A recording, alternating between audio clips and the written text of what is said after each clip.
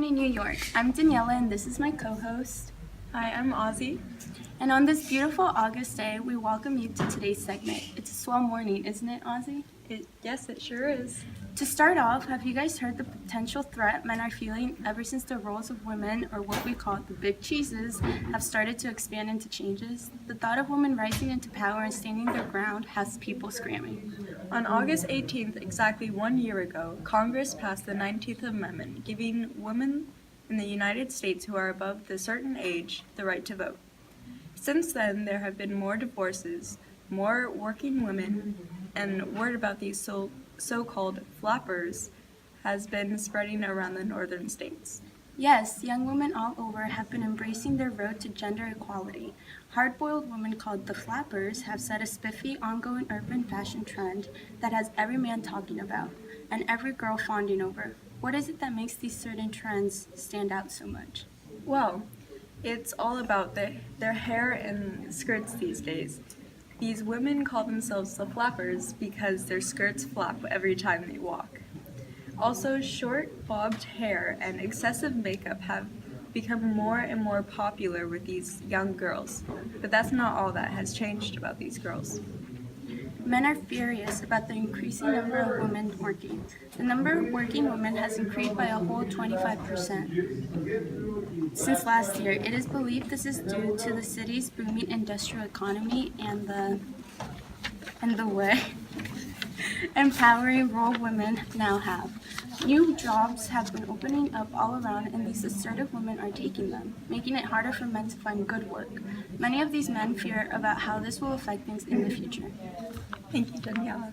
Next, we'll be talking about the Scopes trial that has everybody whispering about. Stay tuned after these commercials. Before, it took so long to get your hair dry, having to use vacuum cleaners for hours just to get your hair decently dry, not giving you the spiffy, keen Coco Chanel look that you desire. You wanted beauty, not a lousy Albert Einstein, right? With this new hair dryer, you can stop the banana oil. Your hair is dry in a matter of 25 minutes. Now that's the bee's knees, if I do say so myself.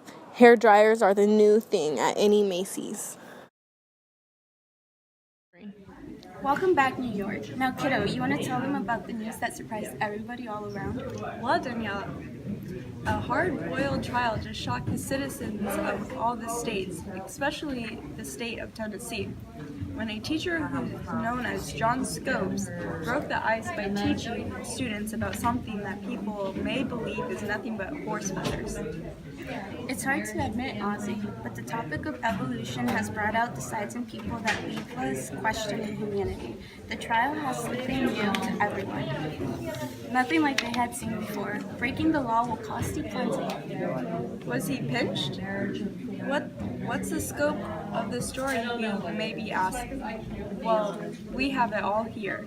It is said that Mr. Scopes substituted for a high school classroom where everything was fine until he was accused for violating the Tennessee Butler Act, which prohibited anyone from teaching the theory of evolution. The all-wet notion of arguing against a personal belief stroke publicity. That's for sure, Ozzy. After the trial cases were started, Tennessee was able to gain a lot of known publicity.